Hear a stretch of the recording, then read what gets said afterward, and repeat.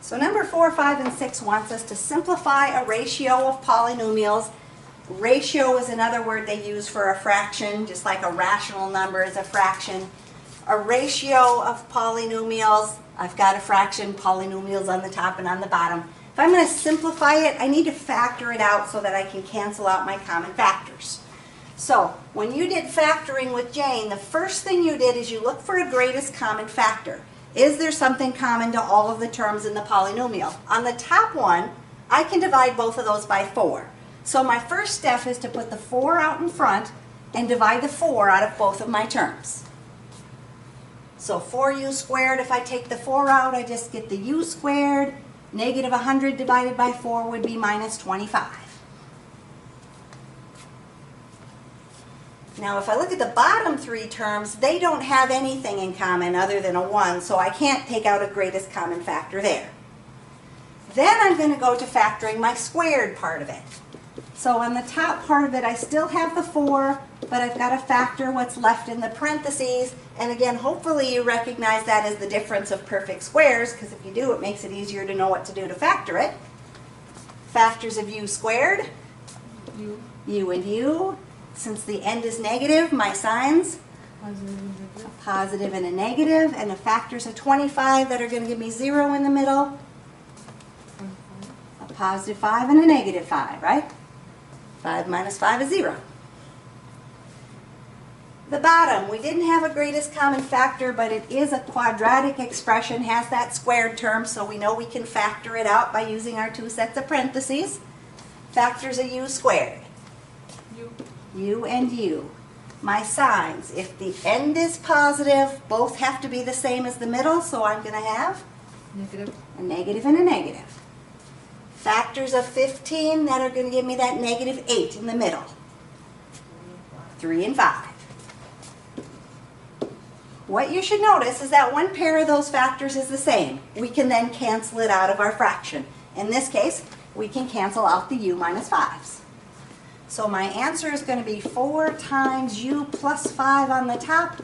On the bottom you have the u minus 3. You really don't need the parentheses since it's no longer times anything. And we're going to leave our answer like that in factored form. You don't need to multiply the 4 times the u plus 5 out on top. Yeah, I suppose you could if you really wanted to, but that'd just be more work.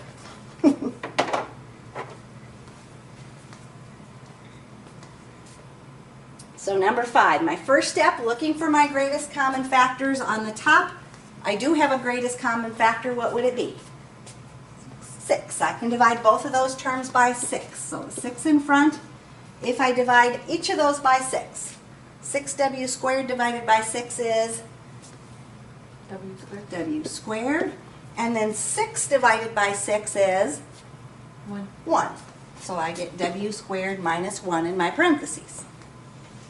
Bottom, looking at that, no greatest common factor, so I skip to the next step. So the next step is factoring my quadratic expressions. I still have the 6. I've got to factor my w squared minus 1, which is the difference of perfect squares. That factors into what? W and W? Positive and a negative. And 1 and 1, right? Plus 1 and a minus 1 give me 0 in the middle. On the bottom, factoring that quadratic expression, w squared minus 5w minus 6. So factors of w squared, w and w. This time my signs are going to be a negative and a positive. Since the end is negative, you've got one of each. Whichever order you want to put them down, just so you got 1 plus and 1 minus. And then you want the factors of 6 that when you add them up, you're going to get that negative 5. You've got 1 plus and 1 minus. So which pair can I put in there to get minus 5? A minus 6 and a plus 1. That's what you meant, right? Yeah. Negative 6 plus 1 is negative 5 in the middle. My common factor then is the w plus 1. We can get rid of that from our expression. So on the top we have 6 times w minus 1.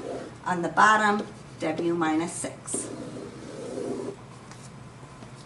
And we We've simplified our fraction as much as we can.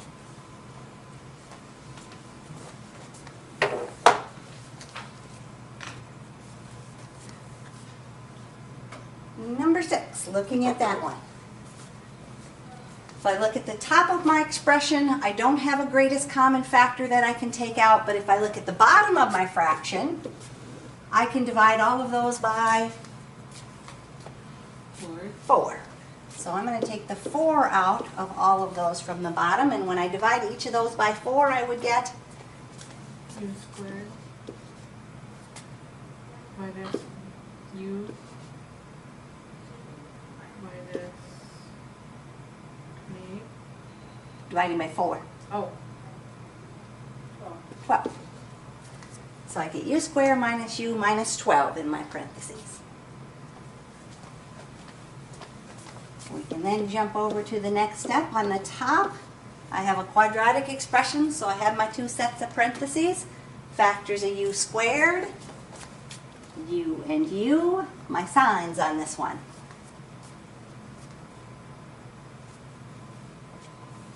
Negative? A negative and a, Negative? nope. Oh.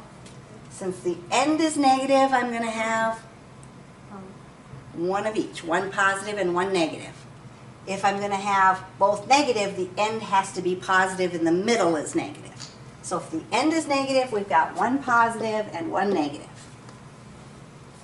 Factors of 24, that's going to give me that positive 2 in the middle.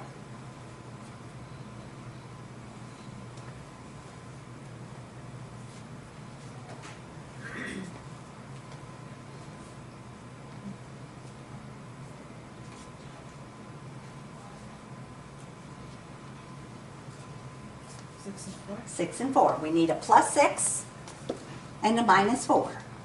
Positive 6 minus 4 is a positive 2.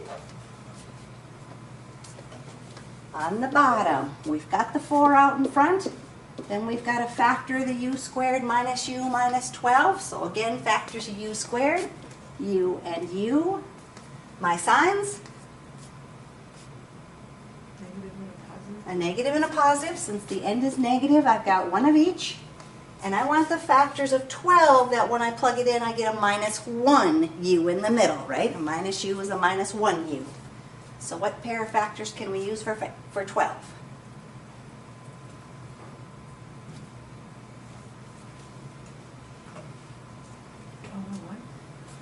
Oh, Nope.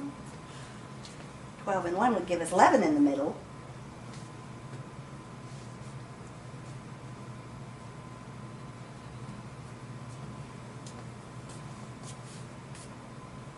My choices for 12, 1 times 12, 2 times 6, or 3 times 4, right? 4, 3. The 4 and the 3. I need to have a minus 4 and a plus 3 to add up to minus 1. My common factor, u minus 4, we can cancel that out of there. And so on the top we have u plus 6. On the bottom we have 4 times u plus 3.